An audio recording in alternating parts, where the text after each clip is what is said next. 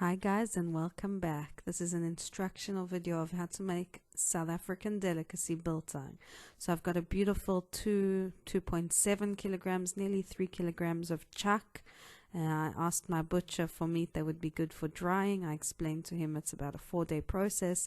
He gave me this lovely cut of meat with a nice layer of fat on the top. I'm just going to remove any extra trimmings of fat. The fat is going to be good, okay?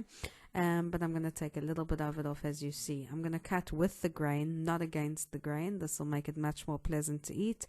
And as you can see, I'm cutting nice, even strips of meat. Okay, try use a very, very sharp knife so you don't have to hack through it. You can have a nice, clean cut. And you can do it in various sizes, guys. You know, the smaller it is, the quicker it'll take to dry. So some pieces of biltong will be ready early, which is, you know, exciting to taste. And so I cut in various sizes, but you want to keep them fairly even so that they dry nice and evenly.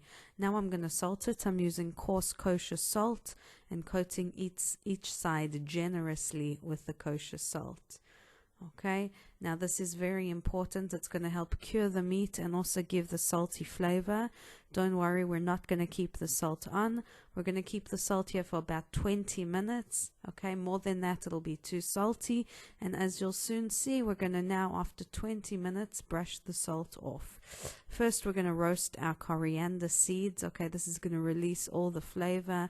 So on a high heat, keep moving them around and make sure they don't burn. But this is going to release the beautiful oils from the coriander seeds, and that is an essential spice in making biltong. It is absolutely sensationally delicious. Okay, we're going to grind this up. I'm using my food processor. You could use a mortar and pestle. You could use a spice grinder, whatever you like. This way left a lot of big coarse pieces, which I personally like, gives that extra crunch. But if you want it finer, of course, you can make a finer spice mix.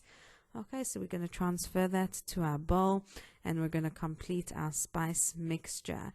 So to the coriander seeds, we're going to add about a quarter cup of pepper, coarse pepper, some garlic, and about 1.5 tablespoons of brown sugar, a nice sweetness. Okay, now guys, we've got our balsamic vinegar, about 1 cup. Everything will be in the description. Worcester sauce, however you say it. This is going to be our delicious marinade, okay? And we've got some Nando's Peri-Peri. If you don't know what Nando's is, delicious restaurant, and also they make lovely sauces that'll just give a bit of spiciness, give that a good mix, and that is our marinade. As I was saying before, after 20 minutes, we're going to brush off all of this extra salt, okay? There's also going to be now a lot of moisture in the pan from the salt. It released its juice, it's released its saltiness into the meat. It's done its job, and now we're going to pat them all dry. We want that marinade to stick nicely. Okay, so we've removed the salt, we're patting them all dry, and then the marinade is going to stick really, really well. Follow these instructions for the best biltong results.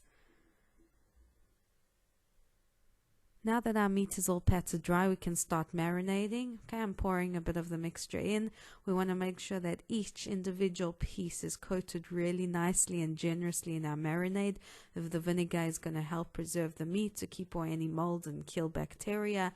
So really important that each piece of meat is generously soaked in our delicious South African marinade. As you can see, we're going through each individual piece. Guys, this is time consuming, but if you're a biltong lover, if you're South African, it's worth every minute. Trust me, trust me, trust me. Okay, I'm going to pour over the rest of the marinade. Make sure it's coated nicely. Okay, and there we have it. Now, we're going to put our delicious spice mixture on all sides of the meat. Okay, you can see I'm going heavy on the spice. We love all the spices. If you want it less, of course, put less spice, but this is how we love doing it. And some of the spice will fall off during the drying process. So here we've got all our delicious meat, marinated, coated in the spices. That's going to go into the fridge for 24 hours. After 12 hours, flip them over and leave another 12 hours.